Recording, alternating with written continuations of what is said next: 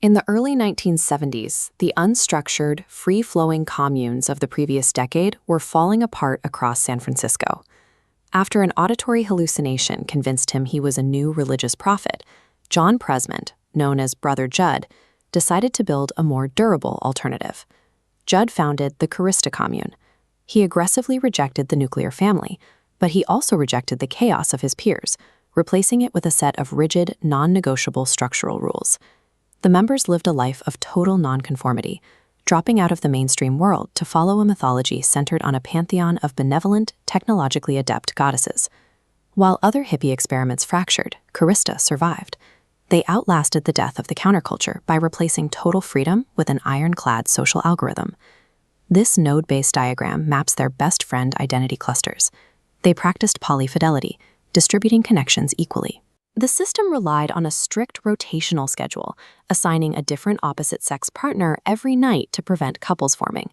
Uneven gender ratios produced a zero night, a mandatory solo sleeping assignment. Maintaining this level of intimacy required constant psychological monitoring. To enforce it, the commune relied on a daily group process called Gestalt-O-Rama. In these sessions, members were required to instantly call out and eliminate jealousy, anger, or any thought considered non-utopian. By the 1980s, Kerista had accumulated over 100 standards of conduct.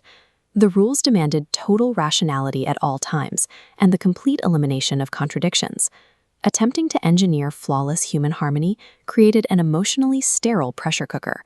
This intense, rule-bound environment inadvertently primed the Keristans for the logic of the 1980s corporate world.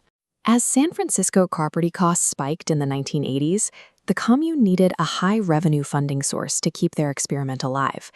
They traded their bohemian aesthetics for corporate attire to sell a brand-new piece of hardware, the Apple Macintosh. Kerista incorporated a new business called Abacus. Their communal lifestyle gave them a massive competitive edge in the retail market. Unlike standard retailers burdened by individual salaries and overhead, the Keristans shared their income and utilized unpaid communal labor. This massive efficiency allowed Abacus to expand to 5 cities, 250 employees, and over $25 million in annual revenue. By 1991, they were the top reseller of Macintosh computers in the Bay Area. Silicon Valley professionals were buying their tech from a strict polyamorous cult. Kerista demonstrated that communal utopianism could be scaled into a highly competitive corporate entity.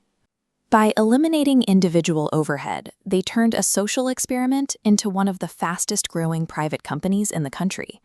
Scaling to tens of millions of dollars introduced massive internal stress. The sheer size of Abacus made daily life increasingly difficult for the commune to manage. Then came a physical shock. The 1989 Loma Prieta earthquake ripped through San Francisco, destroying their inventory and destabilizing their operations. Inside the commune, years of purity-obsessed Gestalt-O-Rama sessions left the group burned out. The core psychological process had become a source of constant anxiety. The exhaustion triggered an ideological revolt. Members began directly confronting Brother Judd over his dominance of the group and the lack of true equality. By the end of 1991, Judd was forced out. Within a few months, the remaining members voted to dissolve the project entirely.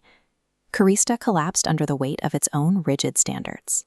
But in their attempt to mathematically engineer a perfect society, they ended up building a prototype for the hyper-efficient, metrics-driven corporate culture that would eventually define the tech industry.